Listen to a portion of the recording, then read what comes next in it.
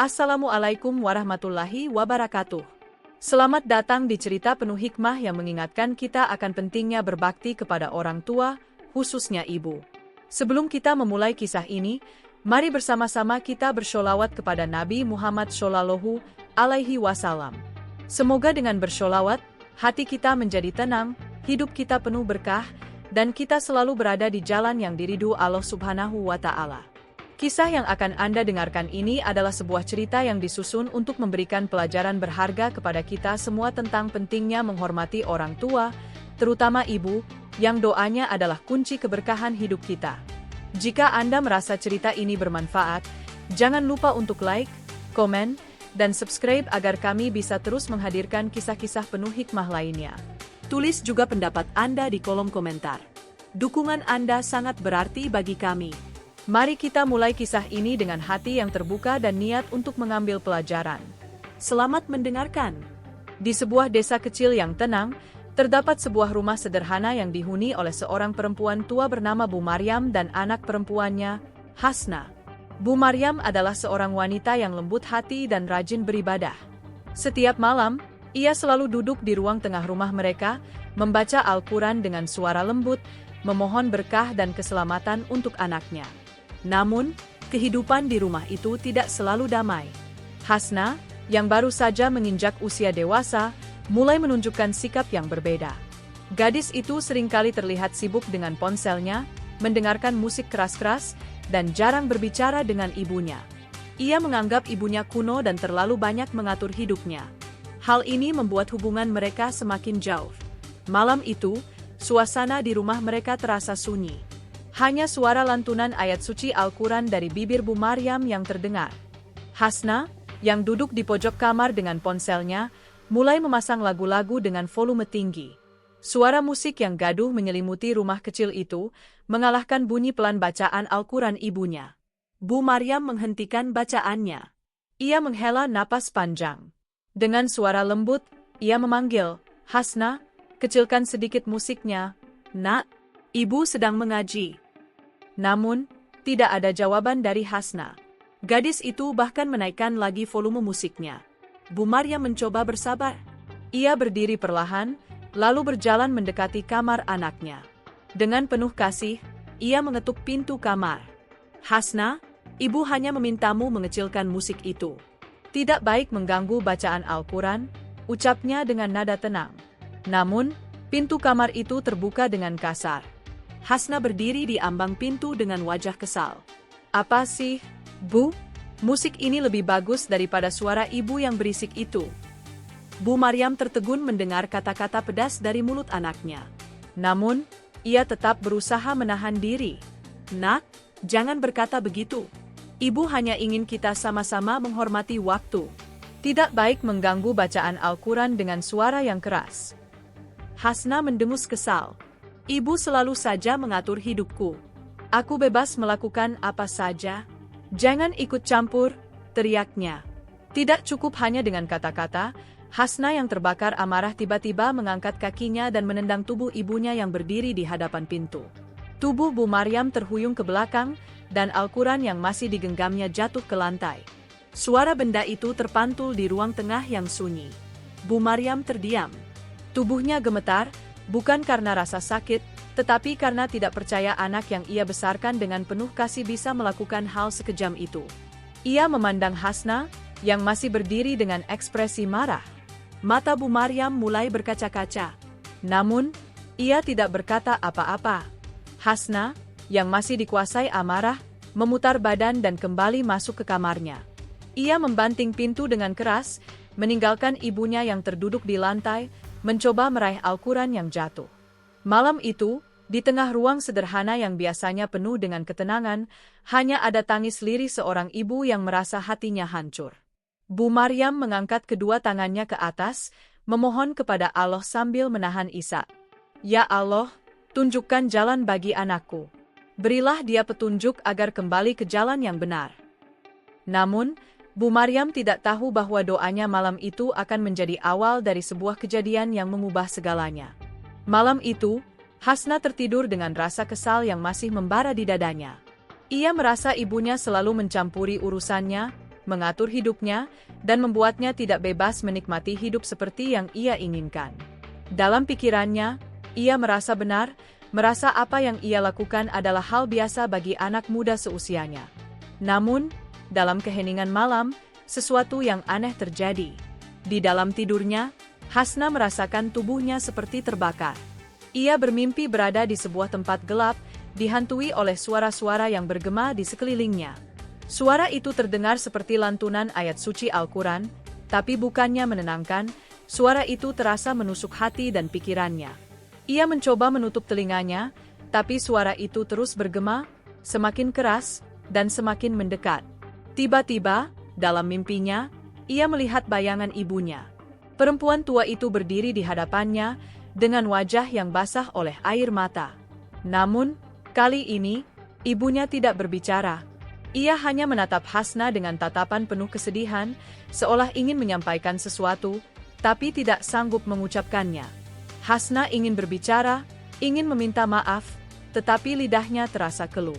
Ia mencoba mendekati ibunya, tetapi tubuhnya terasa berat, seperti tidak bisa digerakkan. Ketika ia menundukkan kepalanya, ia terkejut melihat kakinya telah berubah menjadi kaki berkuku hitam.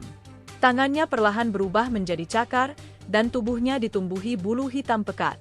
Ia ingin berteriak, tetapi suara yang keluar dari mulutnya hanyalah lolongan panjang, suara seekor anjing. Hasna tersentak bangun dari tidurnya, tubuhnya berkeringat dingin. Ia mengira itu hanya mimpi buruk. Namun, ketika ia mencoba meraih ponselnya di meja, ia tidak bisa merasakan jemarinya. Ia memandang tangannya, dan apa yang ia lihat membuatnya membeku. Tangannya sudah tidak lagi berbentuk tangan manusia. Itu adalah cakar hitam besar, dengan kuku tajam yang menyeramkan. Panik, Hasna berdiri dan melihat bayangan dirinya di cermin. Apa yang ia lihat membuatnya menjerit, tetapi suara yang keluar dari mulutnya bukanlah suara manusia, melainkan lolongan panjang yang menyayat hati. Ia tidak lagi melihat sosok seorang gadis muda, melainkan seekor anjing hitam besar dengan mata merah menyala. Tubuhnya penuh bulu hitam pekat, dan giginya tajam seperti serigala. Hasna berlari keluar dari kamarnya, berharap ibunya bisa menolongnya. Namun, ketika ia sampai di ruang tengah, ia berhenti. Ia melihat ibunya masih tertidur di atas sajadahnya, dengan Al-Quran yang kini sudah kembali dipegang erat di pangkuannya. Hasna ingin membangunkan ibunya, tetapi ia tahu, dengan wujud seperti ini, ibunya tidak akan mengenalinya, bahkan mungkin akan ketakutan. Ketika rasa takut dan penyesalan mulai melingkupi hatinya, Hasna memutuskan untuk pergi. Ia berlari keluar rumah, ke dalam gelapnya malam. Kakinya membawa dirinya ke tempat yang jauh, hingga akhirnya ia tiba di hutan yang terletak di pinggir desa. Di dalam kegelapan hutan, Hasna terduduk di bawah sebuah pohon besar, mencoba memahami apa yang baru saja terjadi. Ia sadar bahwa semua ini bukan mimpi. Ia menyadari bahwa wujudnya yang sekarang adalah akibat dari perbuatannya. Ia telah durhaka kepada ibunya, dan kini menerima balasan atas kesalahannya. Air matanya mengalir deras, tetapi tangisannya hanya terdengar seperti lolongan seekor anjing. Ya Allah, pikir Hasna dalam hati. Apa yang telah aku lakukan? Mengapa aku tidak mendengarkan ibu? Aku menyesal. Ya Allah, aku menyesal. Namun, penyesalan itu terasa terlambat. Hasna kini terjebak dalam wujud seekor anjing hitam besar. Ia takut kembali ke desa, takut bertemu dengan ibunya, takut menghadapi kenyataan bahwa ia telah menjadi makhluk yang dikutuk oleh dosa-dosanya sendiri. Malam itu, Hasna hanya bisa menangis dalam kesunyian hutan, ditemani oleh kegelapan yang seolah menyelimuti hatinya. Di sisi lain, di rumah kecil itu, Bu Maryam terbangun dari tidurnya. Ia merasakan ada sesuatu yang hilang, sesuatu yang tidak beres. Ia memanggil nama Hasna, tetapi tidak ada jawaban. Dengan langkah perlahan, ia berjalan ke kamar anaknya, tetapi kamar itu kosong. Perasaan gelisah mulai merayapi hatinya. Ia hanya bisa memanjatkan doa, berharap anaknya baik-baik saja. Namun, di dalam hatinya, Bu Maryam merasa bahwa sesuatu yang buruk telah terjadi pada Hasna. Malam itu, Hasna bersembunyi di dalam hutan. Ia duduk di bawah naungan pepohonan yang gelap dan sunyi, tubuhnya yang kini berupa anjing hitam besar menggigil karena dingin dan takut. Ia tidak tahu harus kemana. Ia ingin pulang, tetapi wujudnya kini bukan lagi manusia. Ia takut ibunya dan orang-orang di desa akan mengusirnya, atau bahkan lebih buruk lagi, memburunya. Hasna hanya bisa meringkuk di balik semak-semak, berharap malam segera berlalu. Namun, rasa lapar mulai menggerogoti tubuhnya. Dengan langkah pelan, ia keluar dari persembunyiannya, mencari sesuatu untuk dimakan. Di sepanjang jalan, ia menghindari pandangan siapapun. Setiap kali mendengar suara manusia atau melihat cahaya lampu dari rumah-rumah desa yang jauh, ia segera berlari ke dalam kegelapan. Pagi pun tiba. Matahari terbit, dan cahaya mulai menyinari hutan serta desa kecil itu. Namun, kehadiran Hasna yang kini berupa anjing hitam besar mulai menjadi bahan pembicaraan para warga. Beberapa petani yang pergi ke ladang pagi-pagi melihat sosok anjing besar itu di pinggiran hutan. Tubuhnya besar, hitam pekat, dengan mata yang tampak berkilauan seperti bara api. Mereka segera kembali ke desa dan menceritakan apa yang mereka lihat. "Semalam aku melihat anjing hitam besar di dekat ladangku," kata seorang petani kepada warga lainnya. Matanya merah, menyeramkan sekali. "Aku yakin itu bukan anjing biasa. Kita harus berhati-hati," sahut seorang pria parubaya yang juga tinggal di desa itu. "Sudah lama kita mendengar cerita tentang anjing hitam yang membawa sial. Bisa jadi ini pertanda buruk." Desa itu memang memiliki cerita turun-temurun tentang anjing hitam yang dianggap sebagai makhluk pembawa malapetaka. Bagi warga desa, melihat anjing hitam besar di sekitar hutan adalah pertanda bahwa sesuatu yang buruk akan segera terjadi. Rasa takut mulai menyelimuti mereka. Beberapa warga bahkan mengusulkan untuk mengusir, atau jika perlu, memburu anjing hitam itu sebelum terjadi sesuatu yang lebih buruk. Namun, di tengah keresahan para warga, Bu Maryam justru merasakan sesuatu yang berbeda. Sejak malam itu, ia merasa ada hubungan aneh antara dirinya dan keberadaan anjing hitam yang mulai dibicarakan warga. Ia tidak tahu apa yang sebenarnya terjadi, tetapi hatinya mengatakan bahwa anjing itu memiliki kaitan dengan Hasna. Ia belum melihat anaknya sejak malam saat Hasna terakhir kali marah dan meninggalkan rumah. Bahkan hingga pagi tiba, Hasna tak kunjung pulang. Bu Maryam mencoba bertanya kepada tetangga-tetangganya, tetapi tidak ada yang tahu keberadaan Hasna. Dengan hati yang gelisah, ia memutuskan untuk mencari anaknya sendiri. Ia berjalan ke pinggiran hutan, tempat para warga mengatakan mereka melihat anjing hitam itu. Di dalam hutan, Hasna yang masih bersembunyi mendengar suara langkah kaki manusia mendekat. Ia mengintip dari balik pepohonan, dan betapa terkejutnya ia ketika melihat sosok ibunya berjalan perlahan di antara pepohonan. Bu Maryam memanggil nama Hasna dengan suara penuh harapan. "Hasna, nak, di mana kamu? Jika kamu mendengar suara ibu, tolong jawablah," ucap Bu Maryam sambil menahan tangis. Hasna ingin keluar dari persembunyian, ingin berlari ke arah ibunya, tetapi ia tidak sanggup. Ia takut ibunya akan ketakutan melihat wujudnya yang sekarang.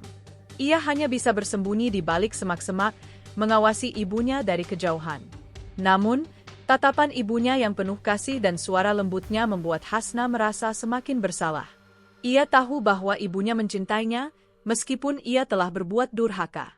Hasna menundukkan kepalanya, air matanya mengalir, meskipun ia kini hanya bisa melolong pelan. Suara lolongan itu terdengar oleh Bu Maryam. Perempuan tua itu berhenti sejenak, lalu memandang ke arah semak-semak tempat Hasna bersembunyi. "Anjing hitam itu. Mengapa aku merasa ada sesuatu yang familiar dengan tatapannya?" pikir Bu Maryam dalam hati. Namun, ia tidak mendekati semak-semak itu. Ia hanya menatap ke arah suara lolongan tadi, lalu menghela napas panjang. "Jika kau bisa mendengar ibu, pulanglah. Ibu tidak akan marah. Ibu hanya ingin memastikan kau baik-baik saja," ucapnya dengan suara lirih. Setelah beberapa saat, Bu Maryam memutuskan untuk kembali ke rumah. Ia berharap Hasna, dimanapun ia berada, akan segera pulang. Namun, di dalam hatinya, ia merasa bahwa Hasna sedang dekat, sangat dekat. Di sisi lain, para warga desa mulai semakin gelisah. Mereka berkumpul di balai desa untuk membahas apa yang harus dilakukan terhadap anjing hitam besar yang terlihat di sekitar hutan. Beberapa orang mengusulkan untuk memanggil pemburu dari desa lain, sementara yang lain merasa cukup dengan mengusir anjing itu ke tempat yang lebih jauh. Namun, Yang pasti, keberadaan anjing hitam itu telah mengganggu ketenangan desa. Hasna, yang mendengar suara-suara warga dari kejauhan, hanya bisa meringkuk di dalam hutan. Ia merasa sangat terasing, sangat sendirian. Ia tahu bahwa warga tidak akan pernah menerimanya dalam wujud seperti ini. Bahkan sekarang, ia merasa bahwa ia mungkin tidak akan pernah bisa kembali menjadi manusia. Namun, di dalam hatinya, ia tetap menyimpan secercah harapan. Harapan bahwa ibunya akan memaafkannya, bahwa kutukan ini suatu saat akan berakhir, dan bahwa ia bisa kembali ke kehidupannya yang normal. Hari-hari berlalu. Hasna tetap bersembunyi di dalam hutan, menjauh dari keramaian desa dan tatapan manusia. Ia hidup dalam kesendirian, hanya ditemani rasa bersalah yang terus menghantui pikirannya.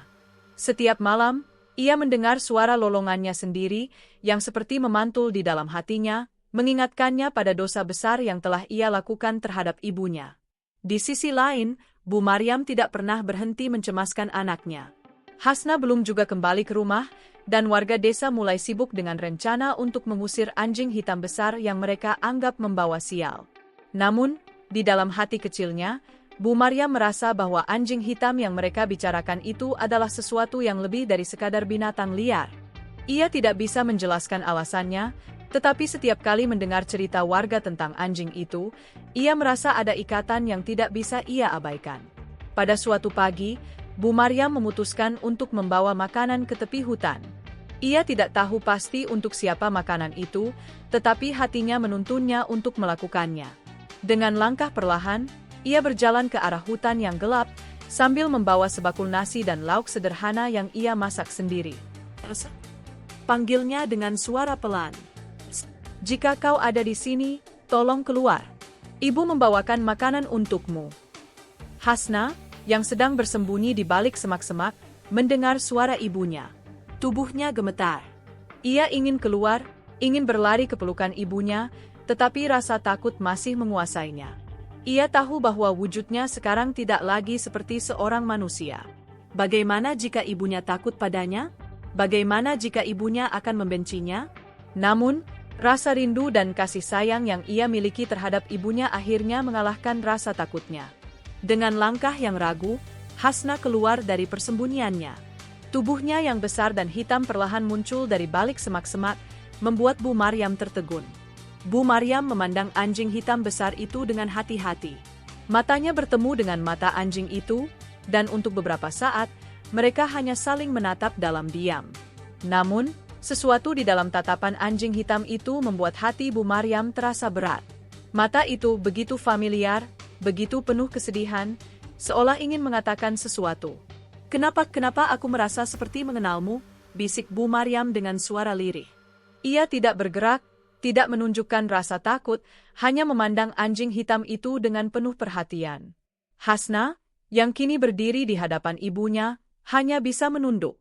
Air mata mengalir dari matanya, meskipun ia sekarang adalah seekor anjing. Ia ingin berbicara, ingin meminta maaf, tetapi yang keluar dari mulutnya hanyalah lolongan panjang yang penuh dengan rasa sakit dan penyesalan.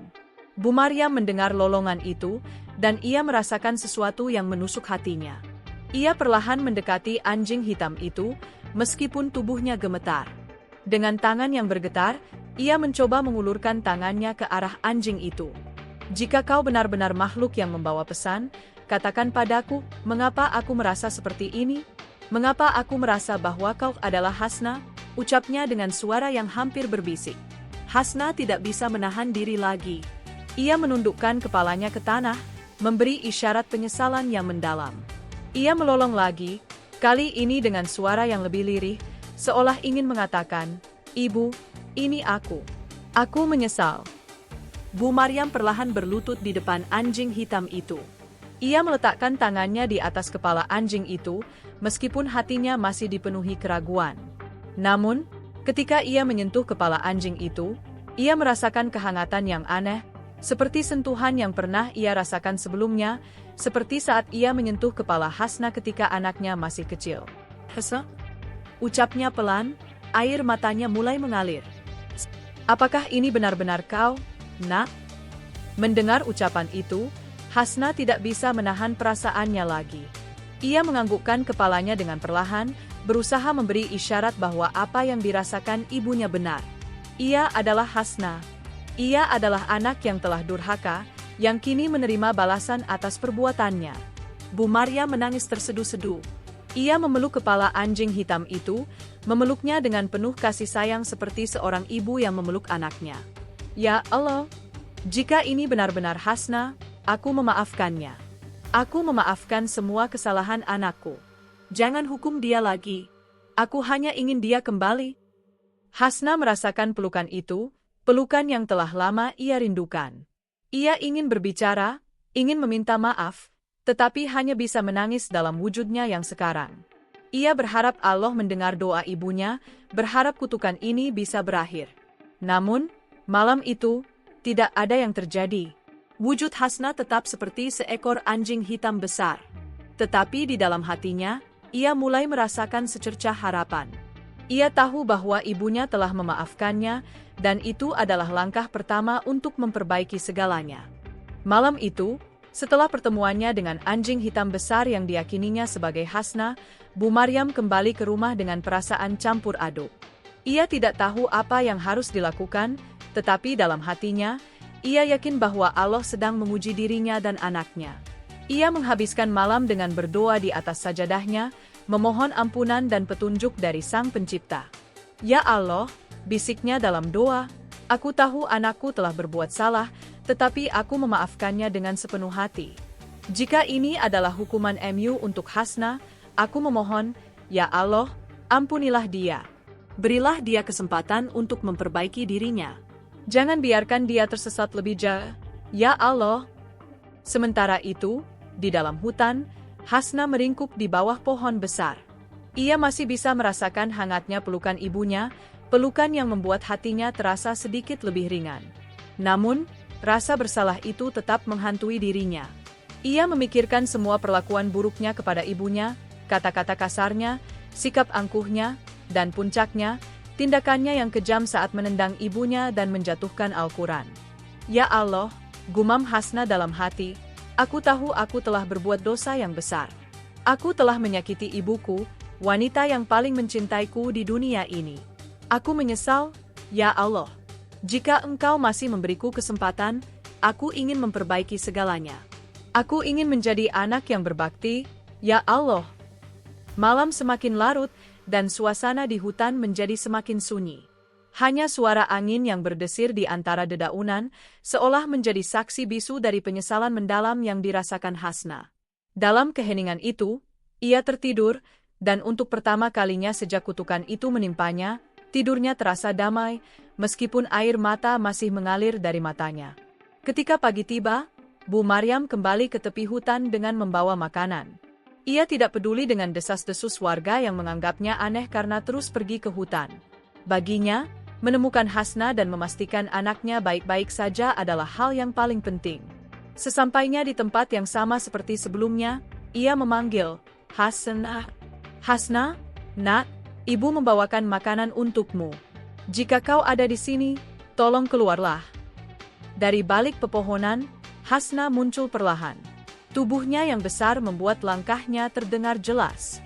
Ia mendekati ibunya dengan kepala tertunduk, seperti seekor binatang yang tahu dirinya bersalah. Kali ini, Hasna tidak bersembunyi lagi. Ia berdiri di depan ibunya, menatap wanita tua itu dengan mata penuh penyesalan. Bu Maryam tersenyum kecil meskipun air matanya kembali mengalir. Hasna, nak, ibu tahu ini berat bagimu. Tapi ibu ada di sini. Ibu memaafkanmu. Apapun yang telah terjadi, kau tetap anak ibu. Mendengar kata-kata itu, Hasna menundukkan tubuhnya dan meletakkan kepalanya di kaki ibunya, seperti seekor anjing yang setia. Ia melolong pelan, seolah ingin mengatakan, terima kasih, ibu. Aku sangat menyesal.